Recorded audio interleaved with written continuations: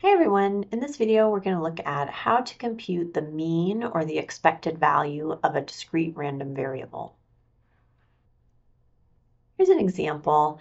This random variable x is the number of men in a sample of size 5 that are colorblind.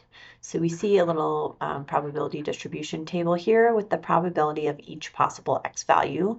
Our x values range from 0 to 5, and the probabilities are 0.659, 0.287, 0.050, 0.004, 0.001, and 0, or essentially 0. We saw this probability distribution in a previous video, and we can see just from the probability distribution kind of which outcomes are more likely than others, what the probability of any given result is. But in this case, we're looking at the expected value or the mean. Those are two different terms for the same thing. And this looks at if we took a sample of 5 men over and over and over and over and over and over, we would get different values for this random variable. Sometimes it would be 0, sometimes it would be 2, sometimes 1. But the mean or the expected value is what would that be on average? So say you looked at 1,000 different groups of size 5 and recorded how many of the men in each group were colorblind. What would that number average out to? So this mean or expected value is calculated by taking each of our x values, each of the possible variable values for our random variable, and multiplying by the probability of that value. This is called a weighted average, where we're taking each x value times how likely that x value is. And then we just take those products and add them up. So that's what this notation is saying.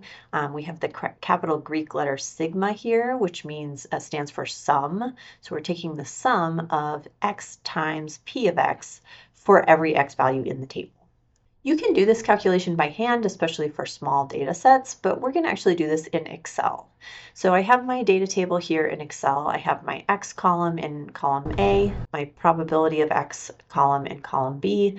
I am going to change this 0 plus just to 0. Again, the probability of 5 colorblind men is not actually 0, but it is 0 to 3 decimal places, which is what we're seeing in this table. So I'm going to create a new column. I'm going to do this in column D, but you could really put it wherever you want. You can just put it next to the data if you prefer. And this column is going to be each x value times the probability of x. So I'm writing x asterisk or times p of x in my column header. So I'm going to do this as a formula. In the second box down, I have an equal sign, and then I'm going to click on the x value. In this first case, that is the 0, box with 0, times, and times in Excel is using the asterisk key or shift 8, and then the probability p of x. Now, of course, if I take 0 times any probability, this is just going to be 0, but I'm still computing this product between those two values.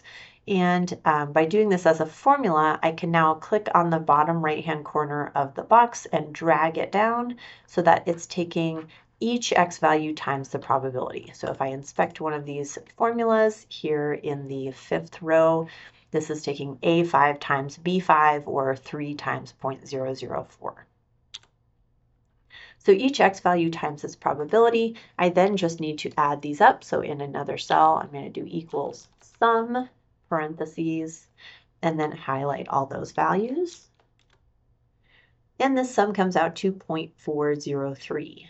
So this is the mean. The units on this mean are going to be the same units as whatever the data values were. In this case, this would be the number of men in that group of 5 who are colorblind. So 0.403 men, or colorblind men, or something like that.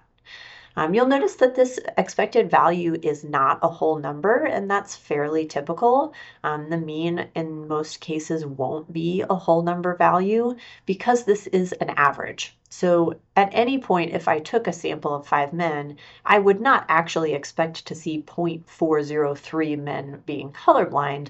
This is the average over a long run. So on any given group, our x value has to be one of these options, 0, 1, 2, 3, 4, or 5, but on average, it would be about 0.4. Here's one more example. So we have a different random variable here. This X value represents the number of calls received in 1 hour at a customer service call center. And looking in the table, I have X values ranging from 10 up to 22. So the number of calls has to be a whole number.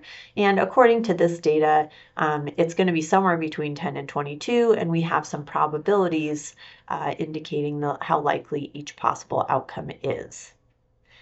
Just as a side note, I did simulate this data using ChatGPT, just as an example. So here's this probability distribution in Excel. I have the list of X values and the probability of each value, and I'm going to calculate the mean the exact same way. I need to take each of these X values times the probability of that X value. You could also do this one by hand, but it would be a little bit of a pain because there's quite a few different possibilities for X. But this is very easy in Excel. So once I have my table put in here, I'm going to create a new column for the X times P of X. And in my first row, I do equals, take that first X value, which in this case is 10, times the second or the first probability, the probability of 10, which in our table is that 0.02. And again, I'm not typing 10 and 0.02 in here. I'm clicking on the cells. So I have equals A2 times B2 in this case. Pressing enter, I get the product of those two, and then I'm going to drag that formula down to fill in that X times P of X value for all of the possible values of X. I'm going to come off into an empty cell here and add up all of those values. So I'm using equals sum, parentheses, and then I'm going to highlight all of those X times P of X numbers. And here I get 15.93. So this is saying that on average, in an average hour at this call center, there are just under 16 calls. And this 16 was right in the middle. It also happens to be the value with the highest probability. That's not exactly a coincidence, but your mean won't necessarily always be the highest probability. It's just that weighted average of all the possible outcomes weighted by how likely they are. So the most likely outcomes in this distribution are the ones in the middle, 15, 16, and 17, and then we're seeing smaller probabilities for the smaller and larger numbers of calls. So if you were a call center manager and you had some data indicating this probability distribution, you could say that on average we expect about 16 calls, but this is going to vary from hour to hour or from day to day. Speaking of variance, in many cases, we don't want just the mean or the expected value, but also how much variation is there in the random variable. So in the next video, we will look at how to compute the standard deviation or the variance. That is it for this video on the mean and expected value.